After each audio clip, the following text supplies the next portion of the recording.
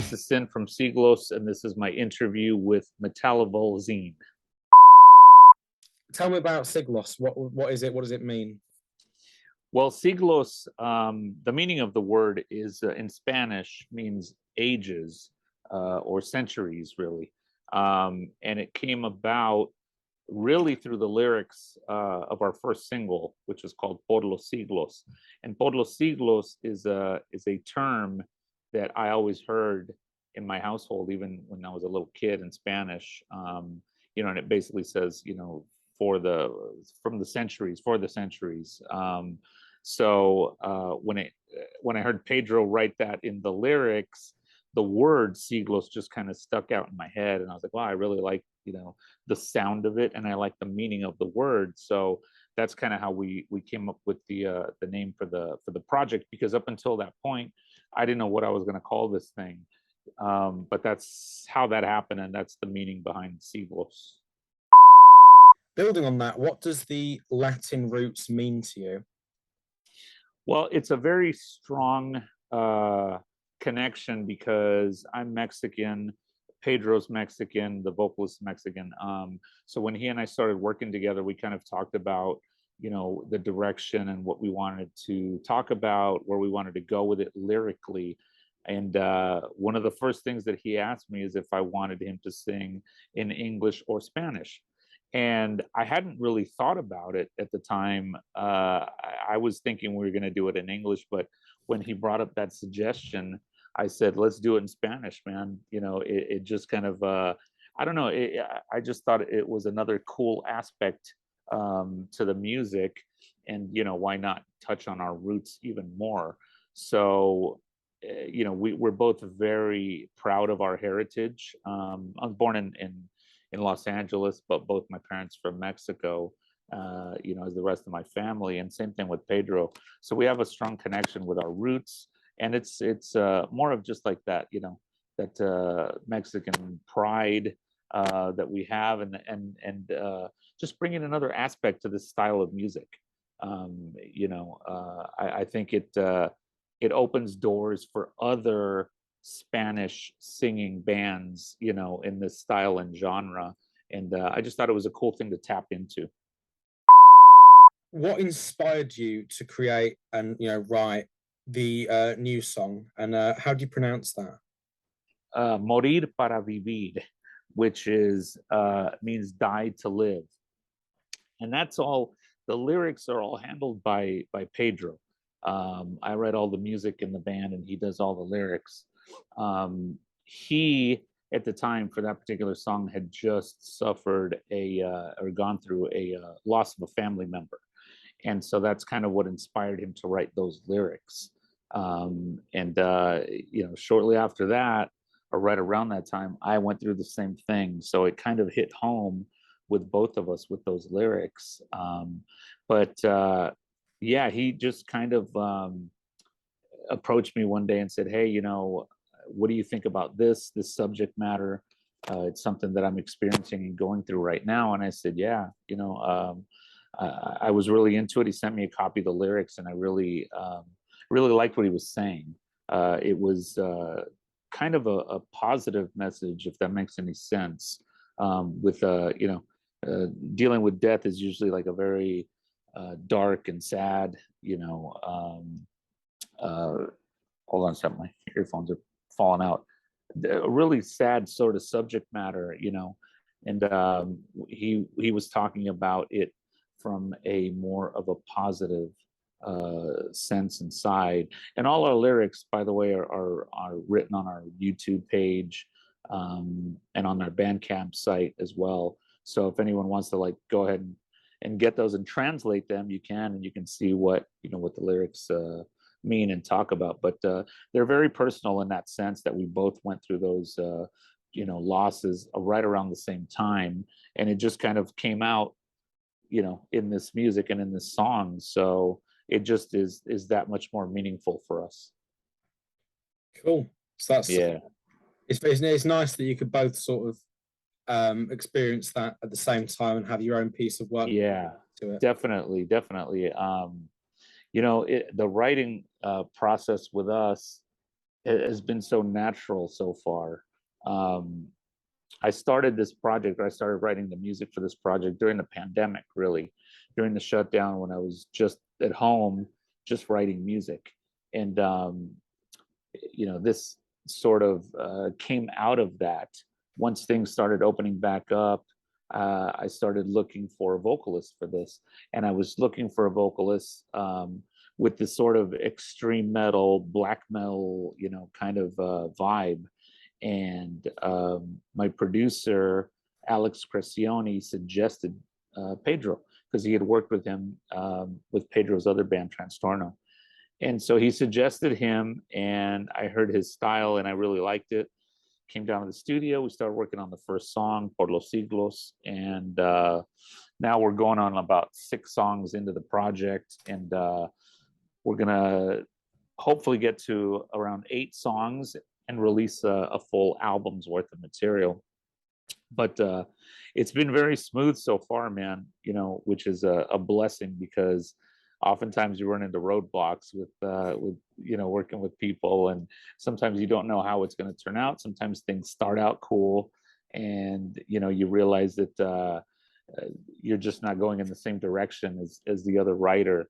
But Yeah. luckily, he and I so far have just been on the same path and with the same direction. So it's been going really, really smoothly. Oh, nice. So it's Yeah. been a very enjoyable experience. Very much so, man. This is like, it's the heaviest music I've ever done. After 15 years with Ministry, I didn't think I was going to get any heavier than that. And Yeah. somehow, somehow I ended up writing even heavier music than that. I mean, it's not too far of a stretch from what I would do with Ministry, but at the same time, I mean, I've never had a vocalist with his style, Yeah. on any of my projects or any of my bands or songs that I've ever written. So it's new to me, and it's very enjoyable and exciting for me. It almost like reinvigorated my feeling for writing and for music, because I guess because it's so new to me, and it feels like it's a brand new thing that I just discovered. You know what I Yeah. mean? So yeah, so it's been really, really positive, really, really cool. That's awesome. So it's great to hear that. I mean, like, especially with the world going, the way it was for 2 years with COVID. And I know a lot of artists have lost that passion just through it just being too much. And it's nice that you've been able to Yeah. follow that. No, I mean, and you definitely hit on something. I was starting to feel like I was starting to lose a little of the passion. And I never ever thought I would get to that point. And I always told myself that if I ever did get to that point, that I would just stop and I would quit, because I never wanted to do this if my entire heart wasn't into it. Yeah. And I was starting to feel that way.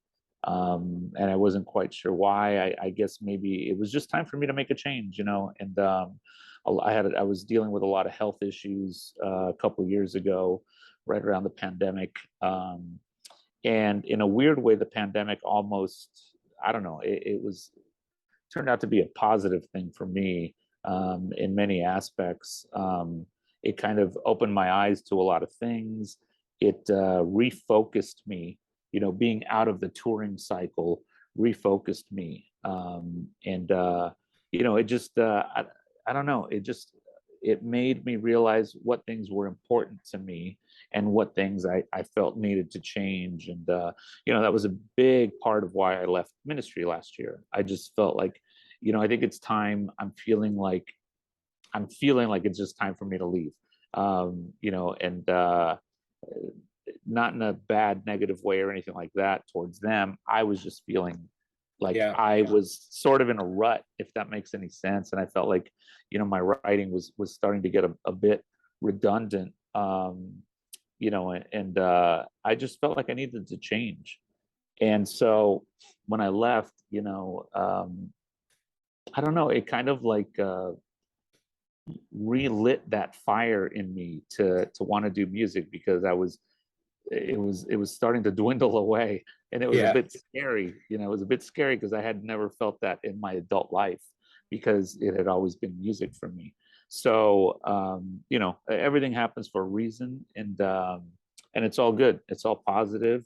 Everything's going well, and so far it's been a very, very good decision for me. And I couldn't be happier, you know, where I'm at right now. So, what does Siglos mean to music as a wider sort of range? Like, so what to you? What is its purpose, and what is its meaning towards the music scene as a whole?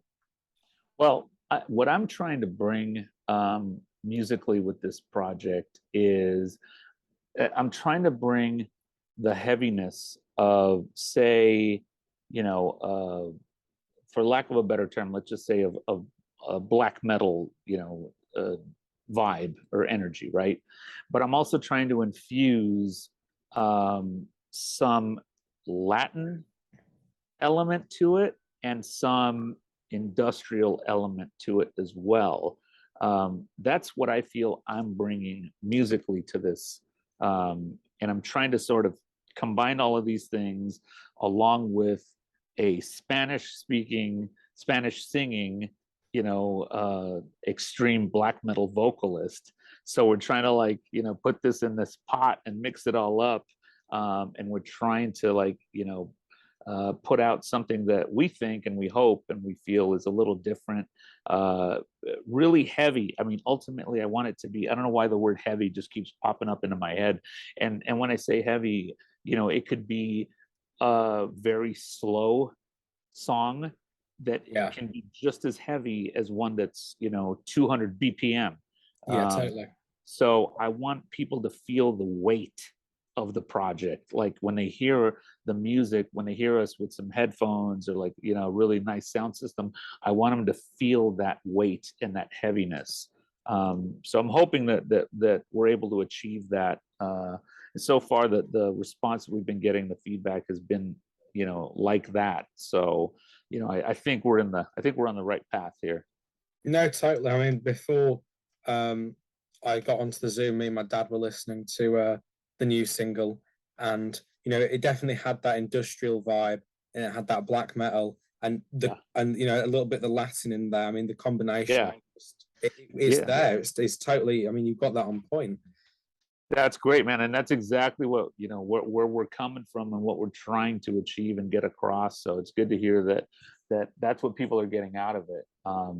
You know, I'd love to take this project and sort of, I don't know, I mean, open some markets, you know, for those styles of music and blending of all those styles, you know.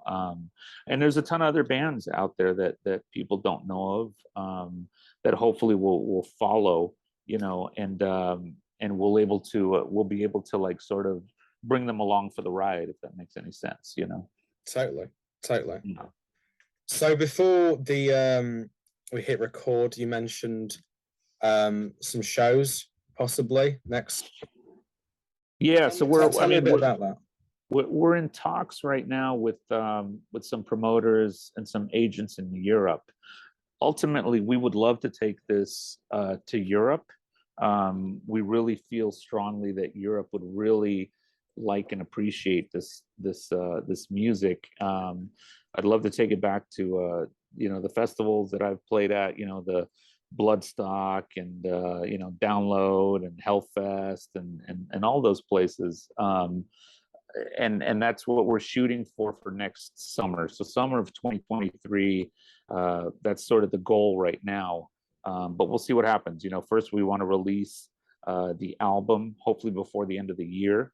We'll have an album out, and then we'll really get serious as far as booking, and seeing what's available and what's being offered and what works for us, you know, to get over there.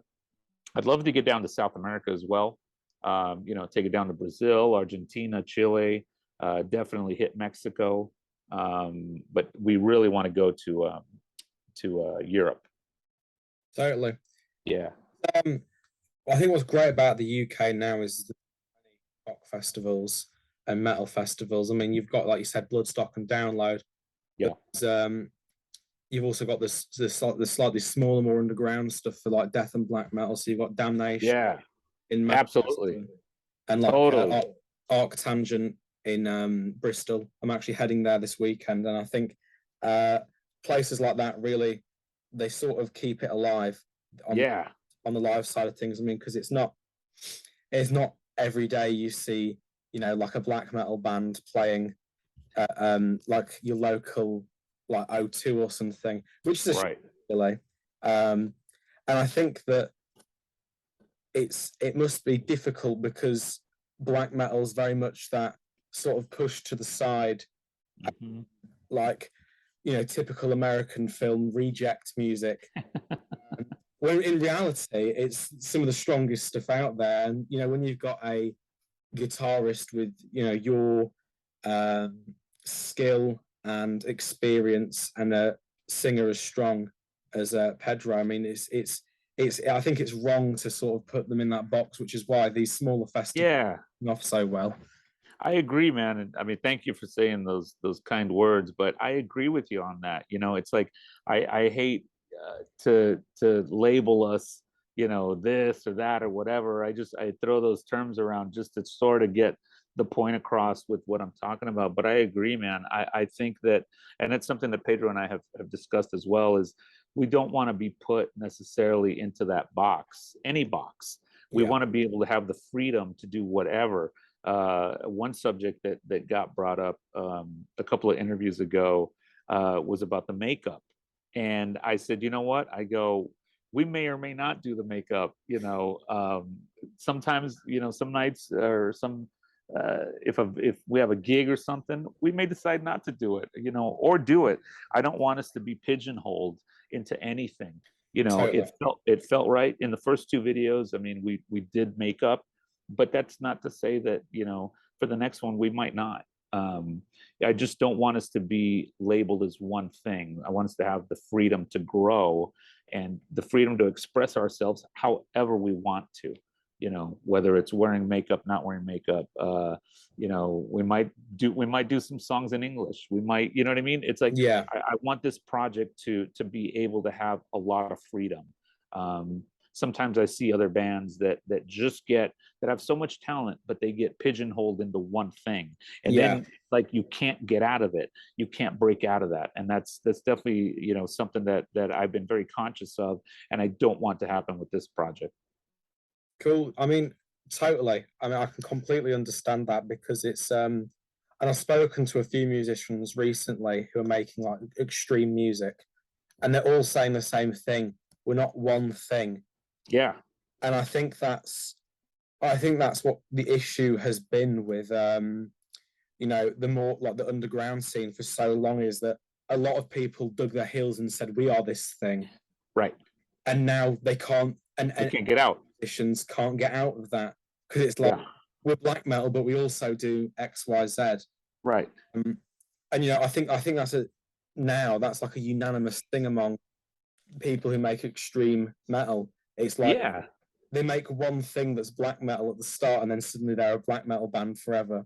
and then that's it. Yeah, Yeah, exactly. Yeah, and I mean, that's one thing that once people start to hear more of our material, they're going to really start to get a sense of the spectrum that our material covers. Because I mean, I'm writing stuff that electronic stuff I'm throwing in there that no true black metal would ever really throw in there, but we're doing that because we're not just that type of band. So I think that as people start to hear more of our material, they're going to start to get this very broad sense, that we're able to do different things and bring in different influences, and it's okay. you know there's nothing wrong with that. totally. Yeah. We've spoken well, not short term, but sort of the next year or so, an album release and hopeful European and South American tour. Long term, what's in the future for you and for Siglos? I mean, long term, I would love to take this as far as we can. As of right now, it feels very good, and I think that we can have some longevity. But also because I've been in this business for so long, you never know what is going to happen. So I take everything in the now. Yeah. Of course you want to have long term and you want to have goals and stuff like that, but it just, I'm sort of looking down the road, but just as far as I can see. After that we'll see what happens. Hopefully this band will have some legs and we'll be able to continue. As far as for me personally, I mean, I have other projects as well. This is just like one aspect of what I do. I have another project called Three-Headed Snake, which we actually debuted. It was our one and only show. We debuted at Bloodstock 3 years ago, 2019. And we actually just finished our brand new EP, or rather just finished mastering it. So we should have that out, hopefully also before the end of the year. So I'd still like to do something with Three-Headed Snake. I have another industrial, just strictly industrial-ish thing. And then I want to do like a blues record, to be honest with you. So those are the things that I'm just like have swirling in my head that, that I'd like to achieve and get to at some point in the near future. But, right now, like this is the focus, and this is where I'm feeling that fire and that drive. So we're going to take it as far as we can take it. Totally, and it's really great to hear that we've got new bands that are, I mean, it's almost a super group, really. You've got two extremely established musicians. Yeah, I mean, I thank you for that compliment. I'm not worthy of anything like that. But very talented guys in the band, and also the guys in the video, in the Morir para Vivir video, those are the guys that are actually going to be in the band. Yeah. Like that's the actual lineup. So we've got Adrian Villanueva on other guitar. We've got Eric Bryan on bass, and Jordan Mitev on drums, who are extremely talented musicians, and we're very fortunate and lucky to have them be a part of this project. So we're very, very excited and very much looking forward to bringing that out, into a live situation, because we know that we're just going to like tear the roof off some of these places that we get to. Totally, man. That's awesome. That's really awesome to hear that we've got you've got this band, and it's when you what, 2 singles in? Yeah, 2 singles in right now. We'll probably do one more single and video before we release the actual full length. But I want to hit them with one more song, or I want everyone to get a taste of another song before we sort of wrap it up and then wait for the album to come out. Awesome. Yeah. It's been absolutely amazing talking to you. Thank you, man. I appreciate your time, and I can't wait to get out to the UK, out to Sheffield, man. I miss those parts. Like we were talking earlier, been out there many times, and hopefully, fingers crossed, next year we'll be out there. Totally. Well, it's been amazing talking to you. Thank you so much for this interview. I'll leave all your social links for you and the band in the description to the video, and I'll get that sent over to you as soon as possible. Awesome, man. Thank you for your time. Pleasure talking to you, and looking forward to seeing you next year.